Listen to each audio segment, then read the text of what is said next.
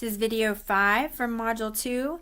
Today we're going to be talking about parts per million, which is the concentration of gases in the atmosphere.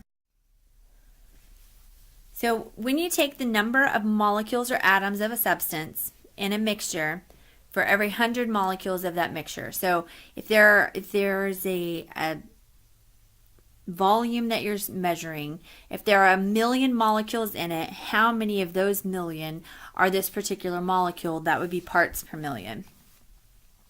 So we often will write it as ppm, that's parts per million, and then you can also convert it into a percentage, which would be parts per 100. So both of them are used interchangeably, so you need to know how to change back and forth between parts per million and a percentage. So to do this, we'll use the factor label method just like we did in the last chapter. And the relationship you need is that 1% is 10,000 parts per million. It's not always going to be that. You don't ever have to change it.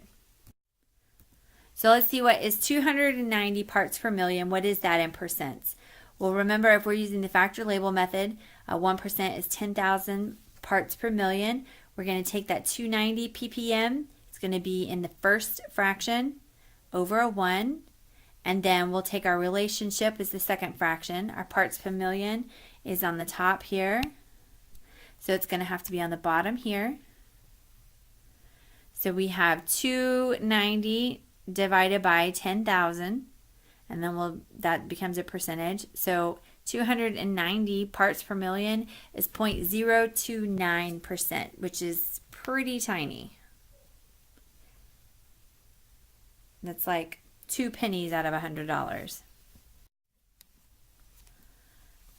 All right, so let's talk about ozone. Ozone is when you have 3 oxygen molecules that are bonded together.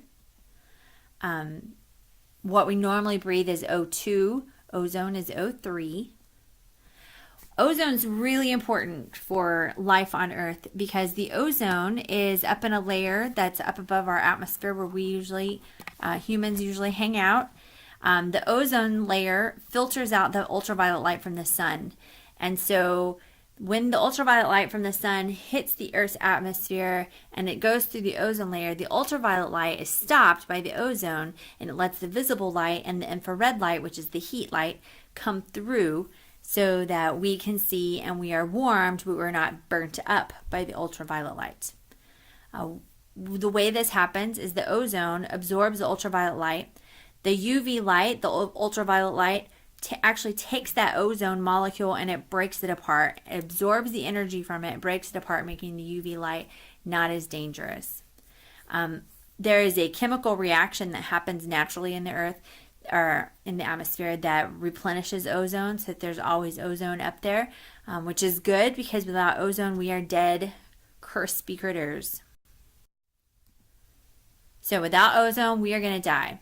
However, keep in mind that ozone is very poisonous to living organisms. If you were to breathe in a lot of ozone, it would be deadly and you would die. So what's interesting in this is ozone's necessary for life. It's also very deadly, but God put it 12 to 18 miles above sea level. There are no organisms that are going to be up that high. That is well above where even the tallest mountain ranges go. In order for a human to be up that high, they would need to be in some sort of vehicle so that is protecting them from breathing the ozone. But it's right where it needs to be, which is well out of reach.